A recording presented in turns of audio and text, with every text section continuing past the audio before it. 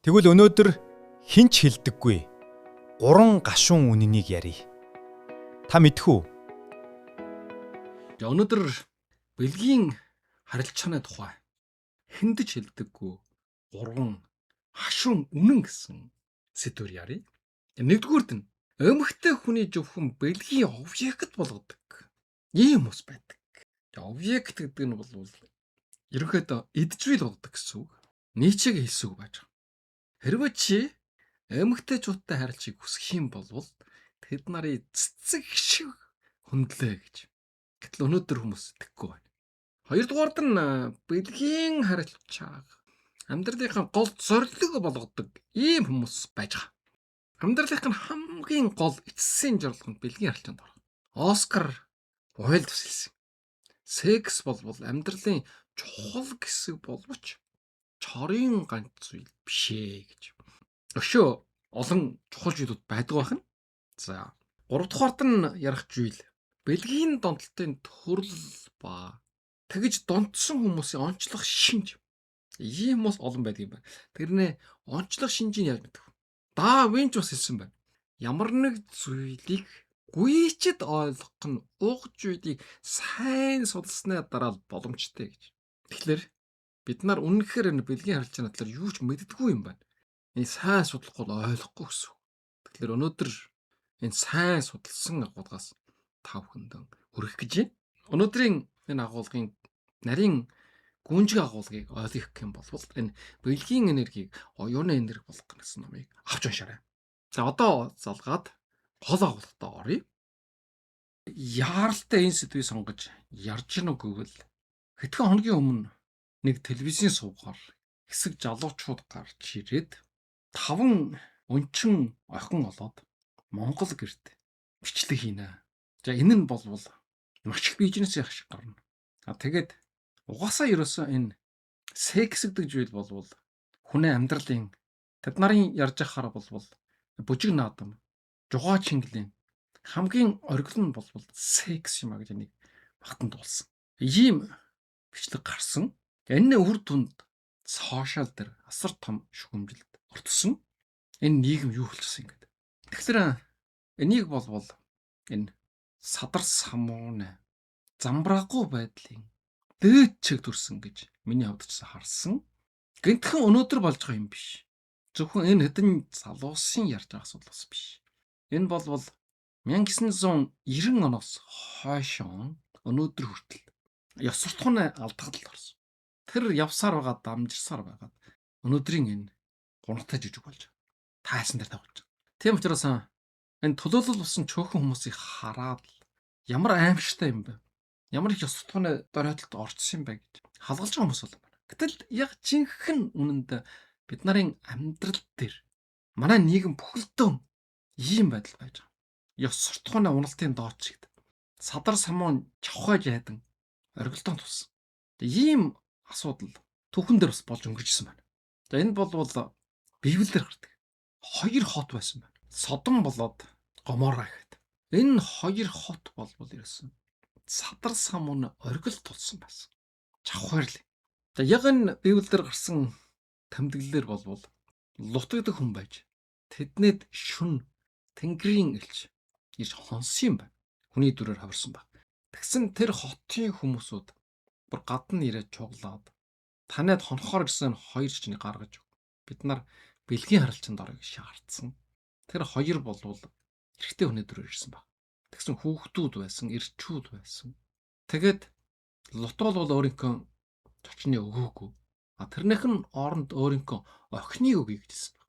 Тэгээд Тэнгэр хилэгнээд энэ 2 хотыг хоёулыг шатаасан гэж. Хүүхдүүд хүртэл ийм байдалд орсон. За энэ бол нэг Тэнгэрийн элч гэдэг ч юм уу, Библи гэдэг ч юм уу нэг шашнаа сүсэг бишрэлийн шинжтэй харгаж байгаа гэсэн. Овоо босхгүй бол шааж хаан суух юм байдаг шиг түүхэн дээр болж өнгөрсөн байна. Ийм асуудал. Өнөөдөр манай нийгэм бас ялгаа байхгүй. Ийм чавхаарлын хэмжээнд хүрсэн байж байгаа юм л. Тэгвэл бид нар үнэхээр ийм хэмжээнд ёс суртахууны дөрөөлөлд орцсон байна уугүй байна уу? Энээс яаж гарах уу? Энэхийн шин тэмдэг нь юу байна уу гэдэг. Өнөөдрийн ярих нь 3 асуудлыг сонсох юм бол энэ асуудлын талаар ойлголттой. Тэгээд шийдэх гарчтай, арга замтай болно. За нэгдүгээр асуудал. За нэгдүгээр нь болвол эмэгтэй хүний зөвхөн бэлгийн объект болгож хардаг ийм хүмүүс байдаг. За энийг юу гэж нэрлэдэг вэ гэвэл объективизм гэж. Объект болгох. Эмэгтэй хүнийг хүн гэж харахгүй. Энэ болвол бэлгийн харилцаанд ордог объект л гэж үздэг. За эннийх нь нэгдүгüүрт эмэгтэй хүний эд зүйл мэт үздэг. Зөвхөн бэлгийн харилцаанд ордог. Ийм л зүйл. Эмэгтэй хүн гэдэг чинь эрчүүлийн бэлгийн дур хүслийг хангадаг ийм зүйл. Тэгж үздэг болголт юм байна. Тэгээд тэр хүн чанар нь үгүйсгдэг. Ягаад гэвэл энэ эмэгтэй хүнтэй харилцах үед үжил бодол байна хүнд. Хувийн чанарууд байна. Энийн тоомсорлого. Зөвхөн биеийн хэсэгт нь анхаарал хандах. Эмэгтэй хүн гэдэг чинь ялгаа байхгүй. Дотоод ертөнцид. Тэр зөвхөн эрчүүлийн дургслын хангахын төлөө төрчихсөн, бий болчихсон. Тэгээ идэж үл биш. Тэгээд эмэгтэйчүүдийн мэдлэг мэрэгжил, ур чадвар энэ юусоо огт үнэлэхгүй. Зөвхөн дургсал хангаж чадчихна уу чадахгүй байна уу? Тийм хэмжээний бие галбартай байна уугүй байна.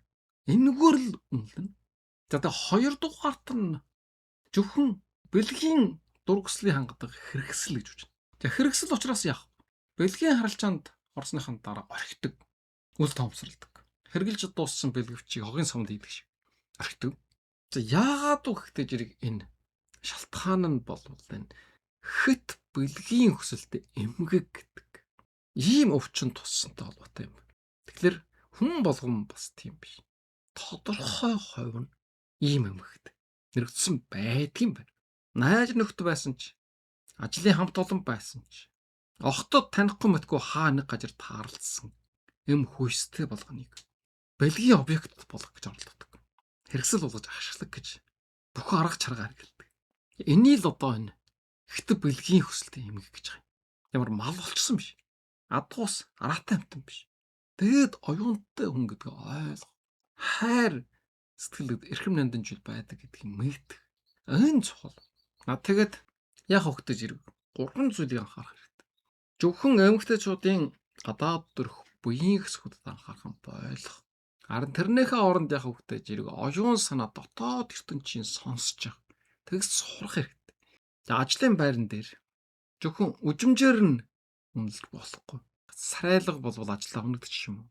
Бэлгийн харилцаанд орох юм бол чалан улсын нэмэгдэж. Тийм биш. Мэргэжлийн ур чадвар, хүн чанарын үнэлэг. Ийм хүнлэг хандлага сурах хэрэгтэй. Зөвхөн таашаал аваад тэрнийхэн дараа орхидог. Энэ буруу сэтгэлээс салах. Тэгээд эмэгтэй хүний мэдрэмжийг хүндлэх. Хайр сэтгэлийн маш нандин холбоо гэдгийг ойлгох. Энэ чухал. За хоёрдугаар нь болвол амьдралынхаа сурлагийг зөвхөн бэлгийн харилцаа, секс гэж үздэг. Ийм хүмүүс байдаг.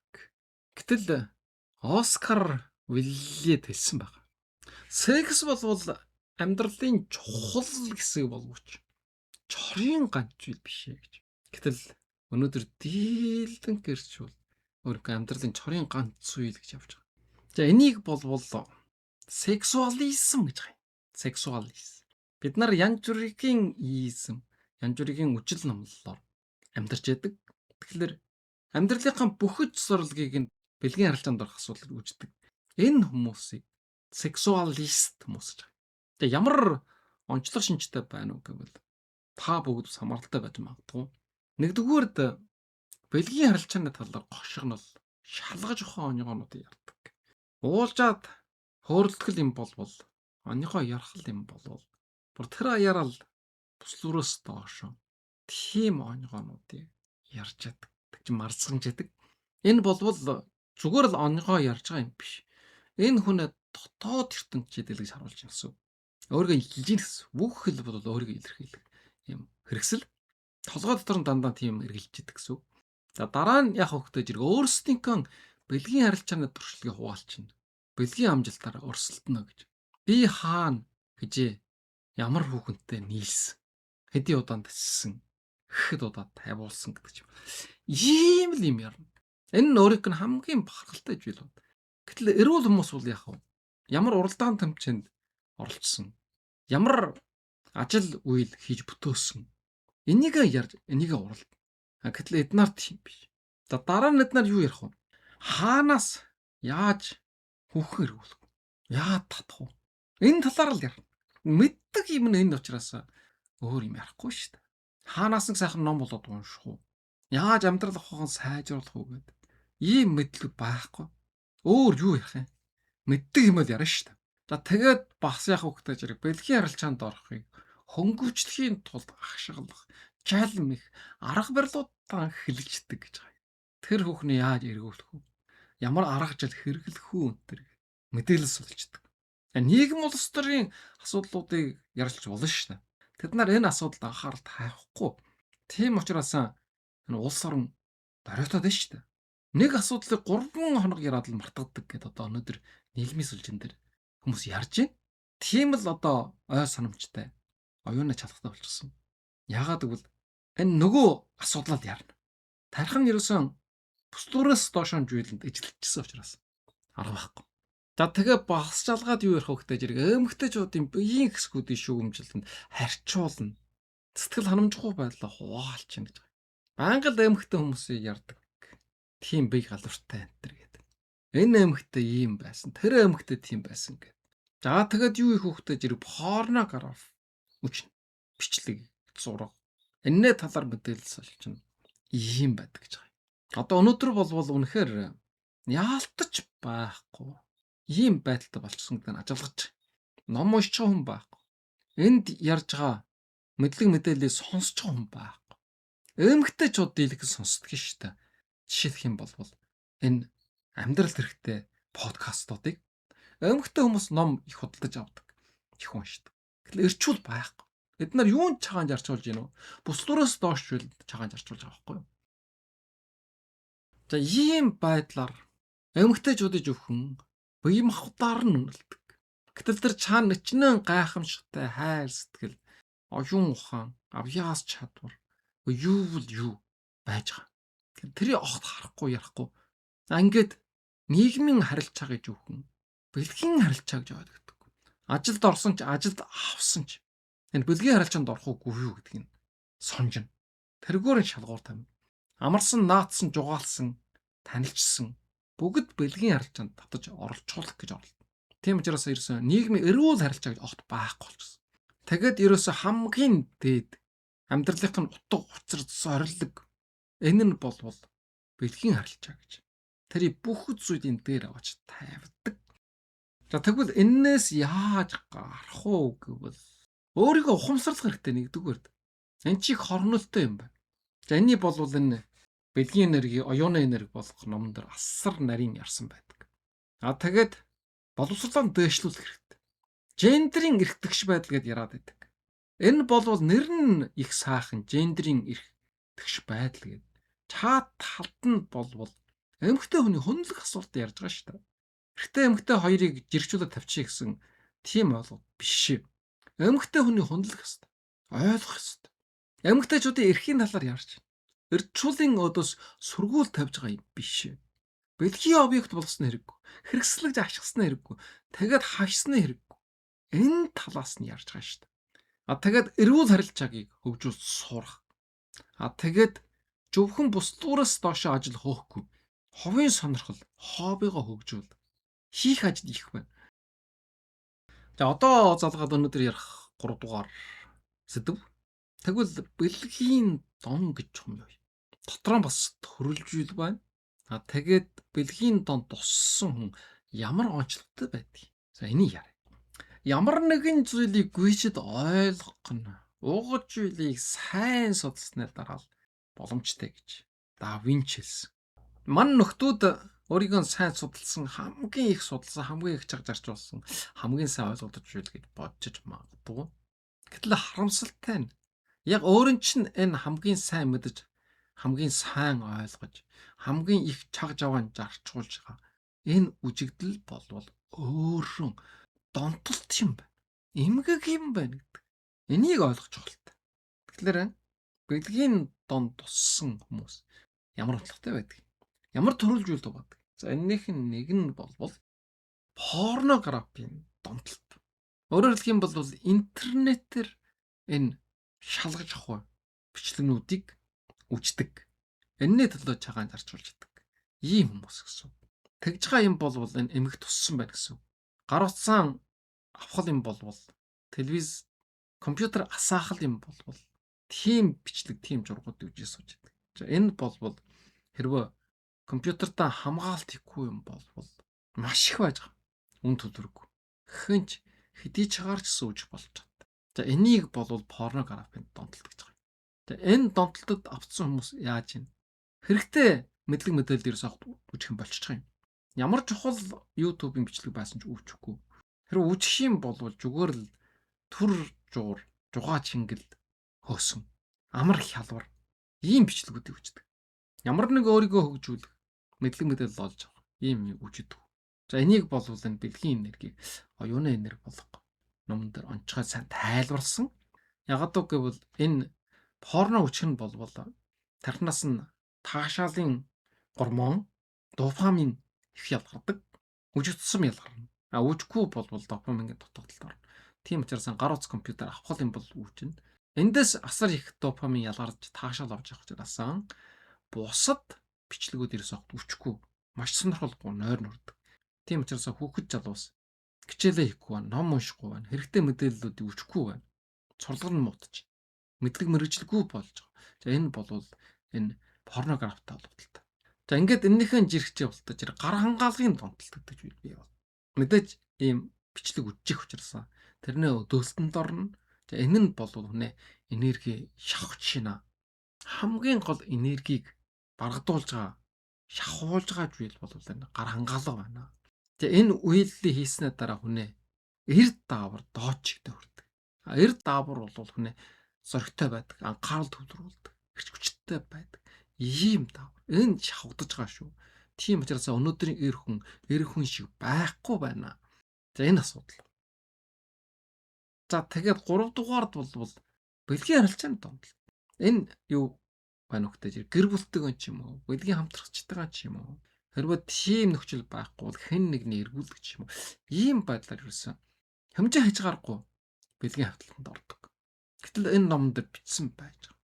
Нэг хулган дээр шин залуу эм хулганыг нэмж оруулах юм бол бэлгийн хавталтанд ордог гэж байгаа. Тэгээ орсоор хамгийн сүлд нь сулдаж мутаад үхдэг гэж байгаа.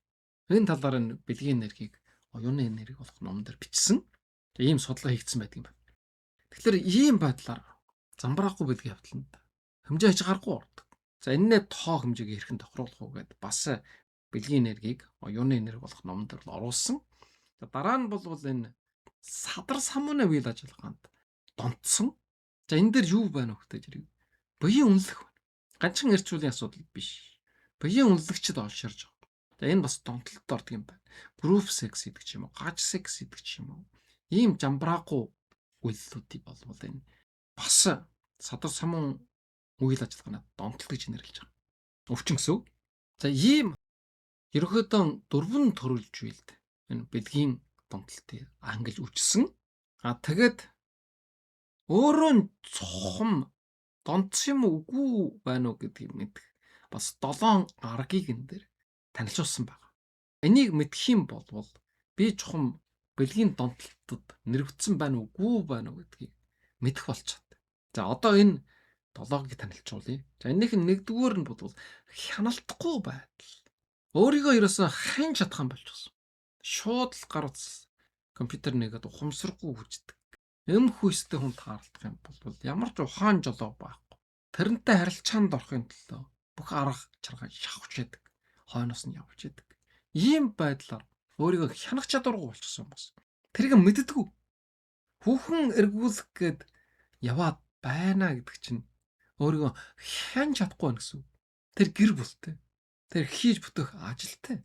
Тэр хүнтэй харилцаанд орох нь ёс суртахууны хувьд аль халаасаа авч үтсэн чохомжгүй. Гэсэн ч гэсэн хүүхэн эргүүлэх гээд өгөөд яваад байждаг. Энийг хяналтахгүй байдал гэж байгаа. За хоёрдугаард нь амьдралд сөрөг нөлөө үзүүлээд эхэлсэн байна. Хэтэрхий их бэлгийн харилцаанд орохдоо зэрэг энерги шавхтаад. За энерги шавхтна гэдэг нь бол эрд даавар шавхдаж байгаа. Нэг харилцаанд орсны дараа доод чигд хүртэл буурдаг. Энэ гүйчид нөхөн сэргийгдэхэд 5-7 хоног хэрэгэлдэг.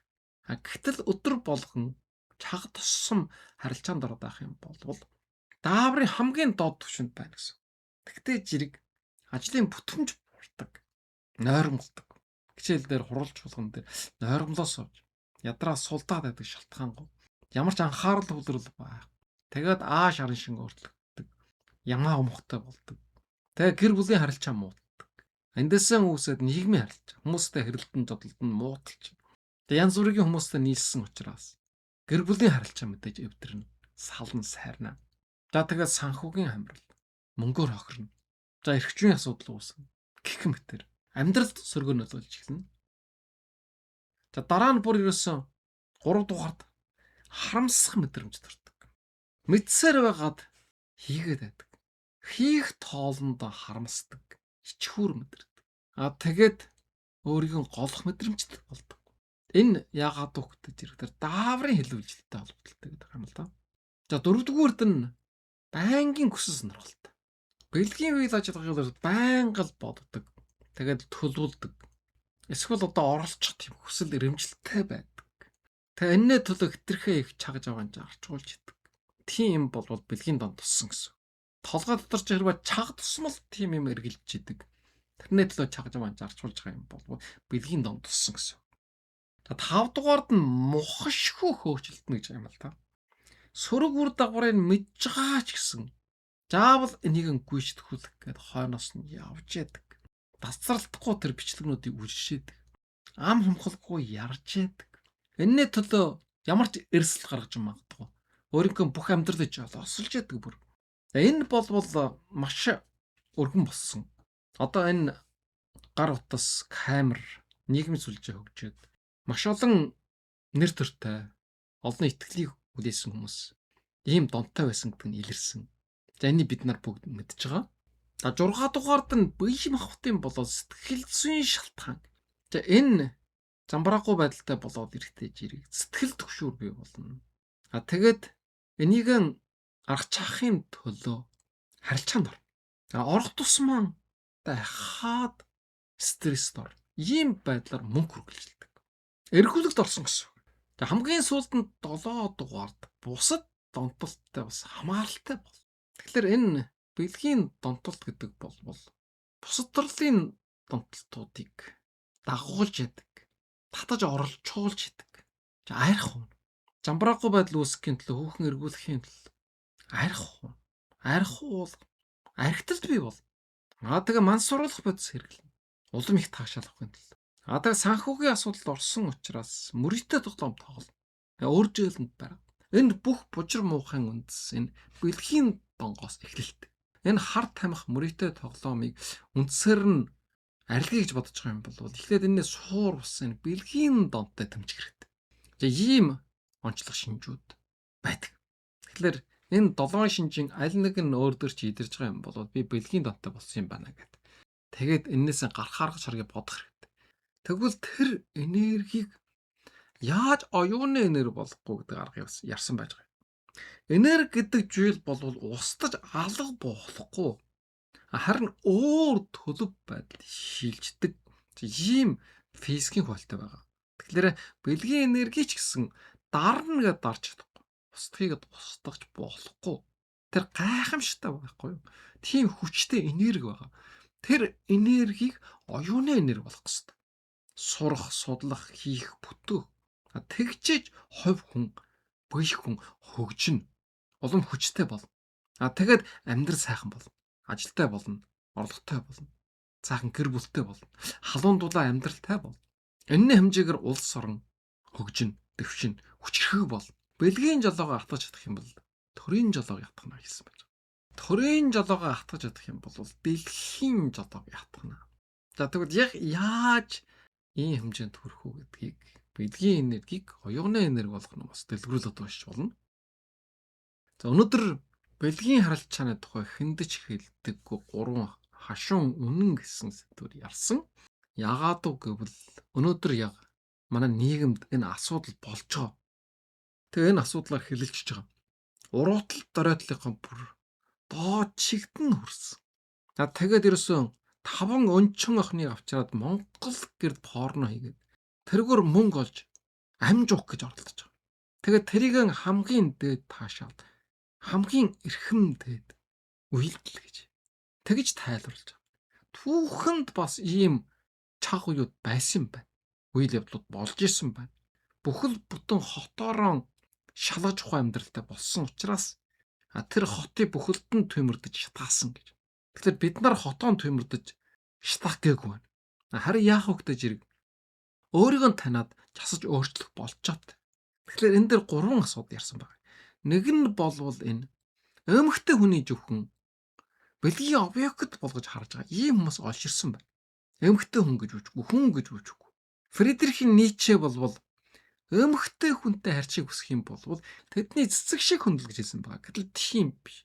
Бүр бэлгийн хэрэгсэл ийм байдлаар харж байгаа. Хэрэгэл дуусаад хогийн савнд хийж байгаа. Ингээд маш олон эмэгтэйчүүд хохирж байна. Ил далд бэлгийн дарамтанд байж байгаа. Тэр нь хохирч болж байгаа. Цэцгийн шахтай байж. За энэ талаар дэлгэрэнгүй ярьсан. За хоёрдугаард нь зөвхөн бэлгийн харилцааг амьдралынхаа хамгийн гол зорилго болгож амьдрдаг ийм хүмүүс байж. Ийм хүмүүс олж ирсэн. Тэд нарын бодол сэтгэжгээ ярьж байгаа, хийж бүгд л бэлгийн дургслаа гэхийн тулд байж байгаа. Тийм учраас мэдлэг боловсруулахгүй болж, ном уншихгүй байна. Өөрийгөө хөгжүүлэхгүй байна. Хийж бүтээхгүй байна. Оскарын хэлсэнтэй адилхан чорын ганц зүйл биш ээ. Секс болов. Чухал ч гэсэн чорын ганц биш. Амьдрал гэдэг чинь өнгийн цэцэг шиг алгаланд дэлгэрсэн байна. Урлаг соёл байна. Спорт биеийн тамир байна. Хийж бүтээх төрөл бүрийн ажил амьдралууд байна. Ганцхан бүслүүрээс доогуур таашаал авдаг юм биш. Бүр тэрнээс эрхэм оюунаа таашаал шингэл авах өчнөн олон төрөлжлүүд байдаг. Тэгэхээр энэний чин сэтгэлээс ойлгох чадварч байхгүй. Өөр юу ярих юм? Өөр юу мэдэх юм? Ганцхан бүслүүрээс доошоо юм ярддаг, мэддэг. Тэрнийхээ хэмжээнд амьдардаг. Энэ харамсалтай. Энэ гонхтой. Тийм учраас улс орон өөдлөхгүй байна. За ингээд 3 дугаард нь тэгвэл энэ бэлгийн донд туссан хүмүүс ямар онцлогтой байдаг. Ямар төрөлжүүд хувааж үждэг юм. За энийг хэлсэн. Бие мэдүүд хүн бэлчээрээ мэдүүд мал гэж. Өөрөө нь тийм эмгэг тусчаад байна гэдэг мэдэх хэрэгтэй.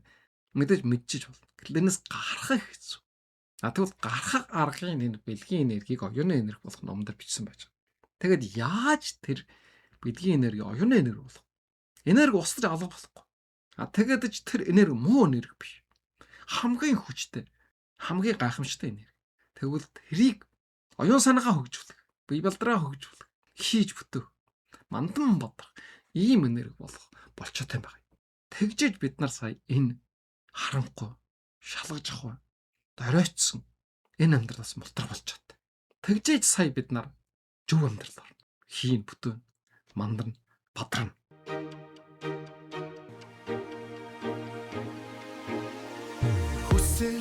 Тачаалаа захирчаач чадсан хүн амьдралаа захирч чадна. Энергийн урсгал дотоод хүчмэн сэрч байна. Оюуны гэрэл амьдралын зам тодорч байна. Бэлгийн эргийг оюуны энерги болгох нь ирч хүчээ алдах биш. Амжилт болон хувиргах нь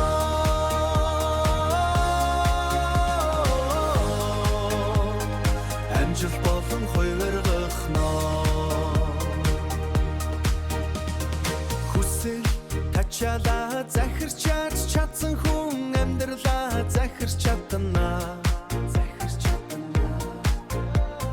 Цаг хугацааны хэлхээ амжилтын төлөөх дайрал хувь заяагаа атгаж оргилд хүрэх хитгэл бэлгийн эргийг оюуны энерги болгох нь ирч хүчээ алдах биш амжилт болон хувиргах нь